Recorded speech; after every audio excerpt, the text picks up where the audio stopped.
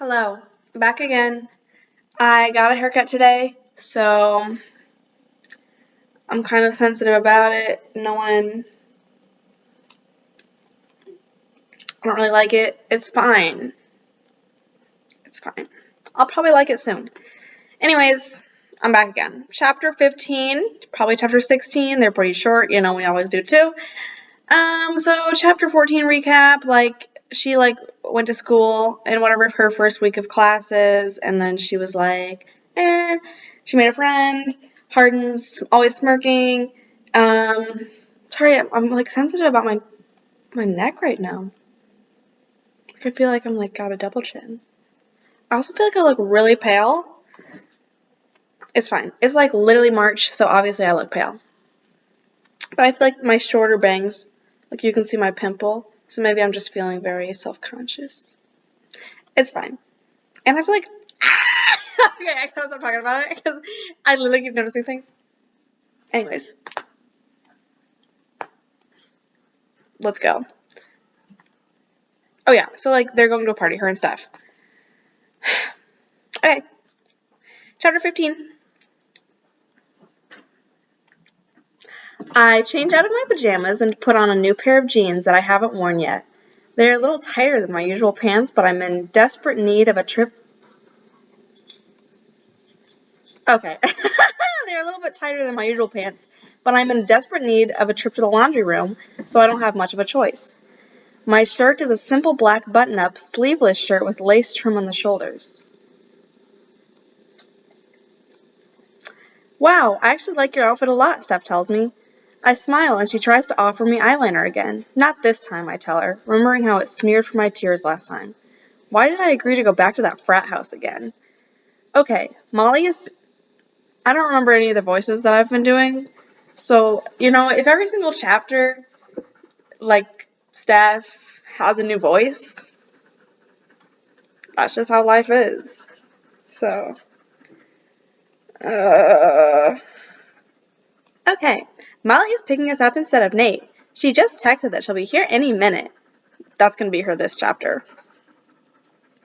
I don't think she likes me, I say as I check myself out in the mirror. Steph cocks her head to one side. What? She does. She's just bitchy and too honest sometimes. And I think she's intimidated by you. Intimidated? By me? Why on earth would she be intimidated by me? I say and laugh. Steph clearly has this backwards. I think just because you're so different from us. She says and smiles. I know I'm different from them, but to me they are the different ones. Don't worry about her though. She'll be occupied tonight. Hello, Birdie. Anyways, by Hardin? I ask before I can stop myself. I continue to look at the mirror, but I can't help but notice the way she was looking at me with one eyebrow raised. No, by Zed probably. She changes guys every week. That's a harsh thing to say about a friend, but she just smiles and adjusts her top. She isn't dating Hardin? Literally I'm struggling to read today. Give me a Duncan. I'll figure it out soon. Okay. She isn't dating Hardin? The image of them making out on the bed comes to my mind. No way. Hardin doesn't date. He fucks with a lot of girls, but he doesn't date anyone. Ever. Oh. It's all I managed to say. Oh. The party tonight is the same as last week. The lawn and house. I'm so sorry. The lawn and house are crowded with drunk people everywhere. Why didn't I just stay in and stare at my ceiling? Molly disappears as soon as we arrive, and I end up getting a spot on the couch, and am sitting there for at least an hour when Hardin walks by. You look different, he says after a short pause. His eyes rake down my body and back up to the rest of my face. He doesn't even try to be subtle about the way he's assessing me. I stay silent until his eyes meet mine. Your clothes actually fit you tonight. I roll my eyes and adjust my shirt, suddenly wishing I was wearing my normal clothing. It's a surprise to see you here. I'm a bit surprised that I ended up here again, I say and walk away from him. He doesn't follow, but for some reason, I find myself wishing he would have. A few hours later, Steph is drunk again. Well, as much as everyone else is. Let's play Truth or Dare. Sorry, that was what... Oh, I remember. That's what I did for Landon. Okay. Let's play Truth or Dare. Sorry. One more time. Let's play... Be right back. Okay, back. Let's play Truth or Dare, said Slurs, and their small group of friends gather around the couch. Molly passes a bottle of clear alcohol to Nate, and he takes a swig. Hardin's hand is so large that it covers his entire red cup as he takes a sip. Another punk-looking girl joins the game, making it Hardin, Zed, Nate, Nate's roommate Tristan, Molly, Steph, and the new girl. I'm just thinking that a drunken game of Truth or Dare can't possibly end well when Molly says with a wicked smile, "You should play too, Tessa." No, I'd rather not. I tell her and focus my attention on a brown stain on the carpet. To actually play, she would have to stop being a prude for 5 minutes.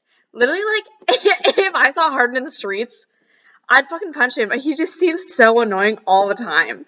Like, how would anyone be like, Hardin, like, if someone called me a prude, like, no. Anyways, yeah, I will admit, his words anger me. I am not a prude. Yeah, I will admit I'm not by any means wild, but I'm not some cloistered nun. I glare at Hardin and sit down cross-legged in their little circle between Nate and another girl.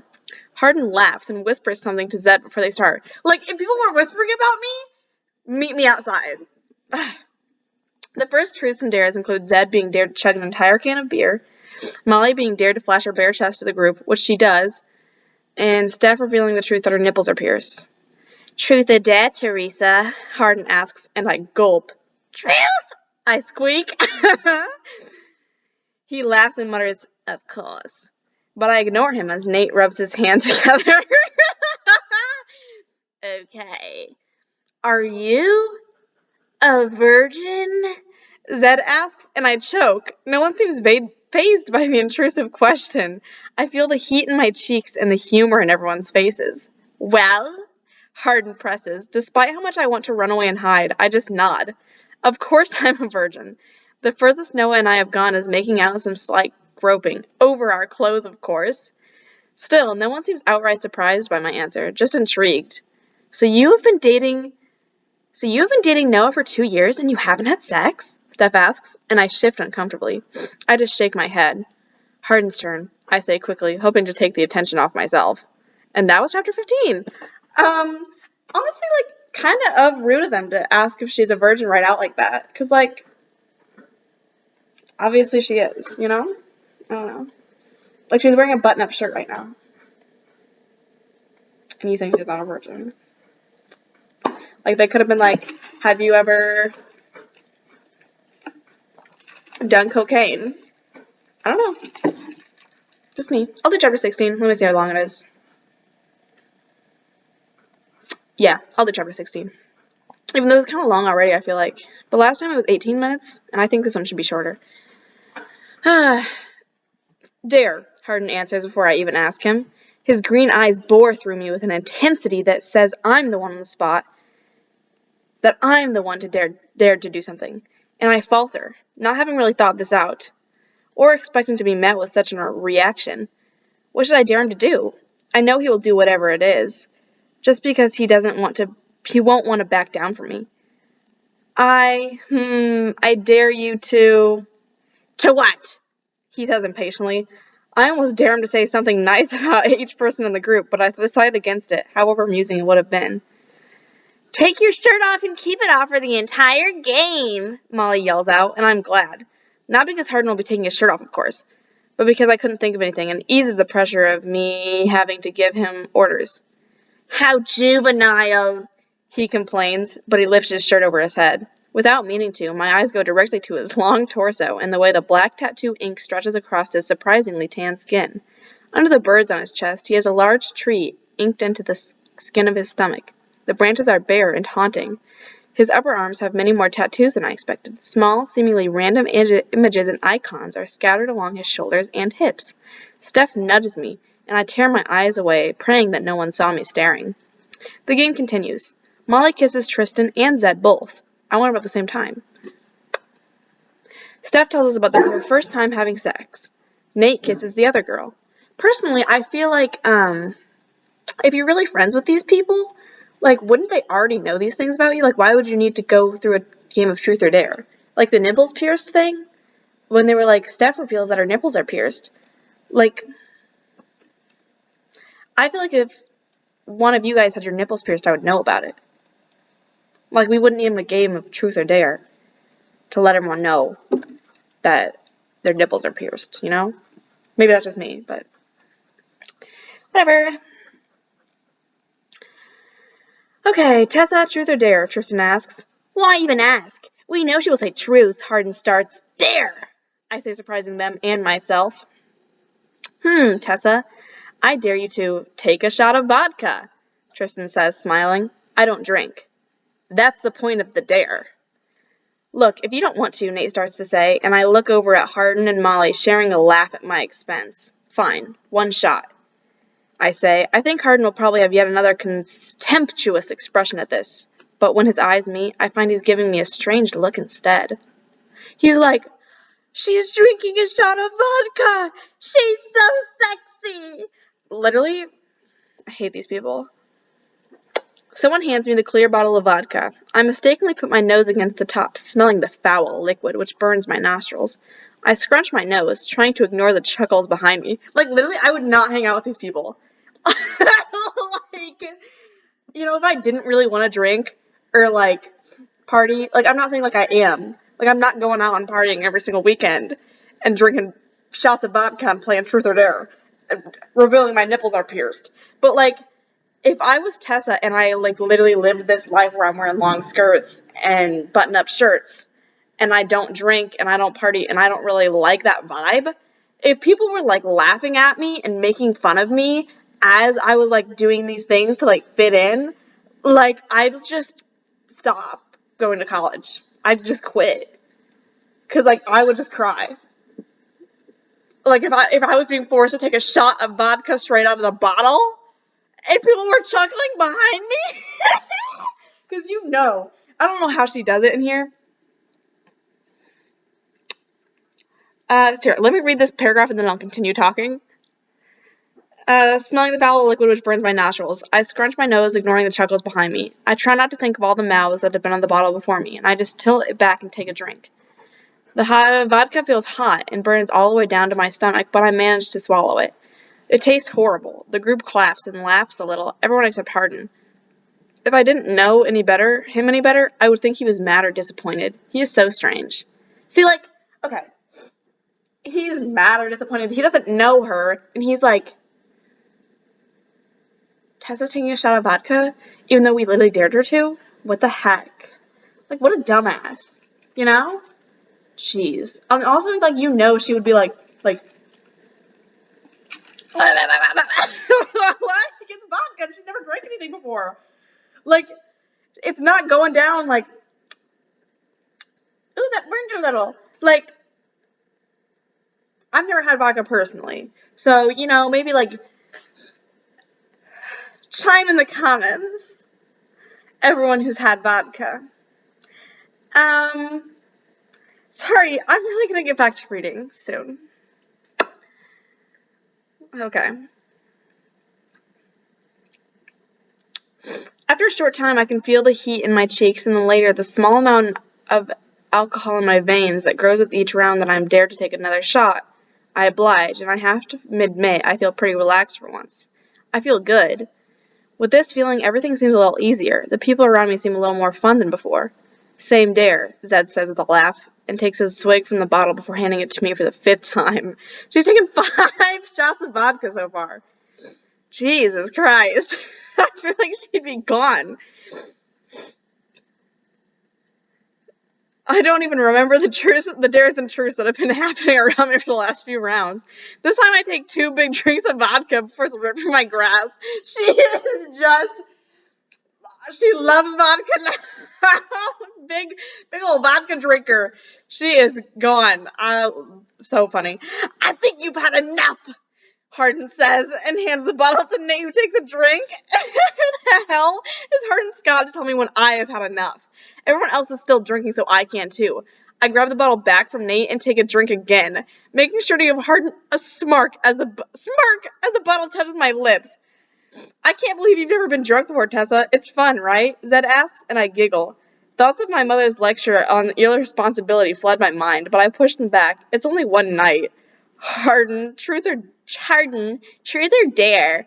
Molly asks. He answers dare, of course. I dare you to kiss Tessa, she says and gives him a fake smile. I don't think it was that.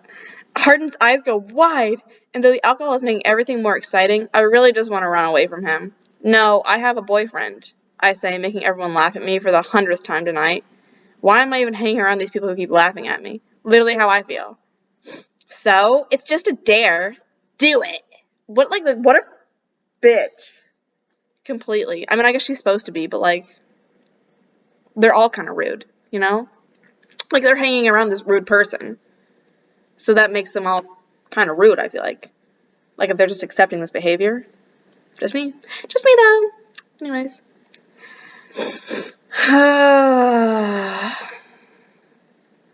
No, I'm not kissing anyone, I snap and stand up. Without looking at me, Hardin just takes a drink from his cup. I hope he's offended. Good. Actually, I don't care if he is. Okay. I'm through interacting with him like this. He hates me and is just too rude. He obviously doesn't hate you. He's like, please don't drink, Tessa. But he's just like dumb. He's a dumb bee. Anyways, as I get to my feet, the full effect of the alcohol hits me. I stumble but manage to pull myself together and walk away from the group. Somehow, I find the front door through the crowd. As soon as I'm outside, the fall breeze hits me. I close my eyes and breathe in the fresh air before going to sit on the familiar stone wall. Before I realize what I'm doing, my phone is in my hands, dialing Noah. Hello? He says. The familiarity of his voice and the vodka in my system makes me miss him anymore. Hey, babe, I say and bring my knees to my chest. A beat of silence passes. Tessa, are you drunk? His voice is full of judgment. I shouldn't have called him. Legitimately not. She literally, hangs around the worst people in the world. No, of course not. I lie and hang up the phone.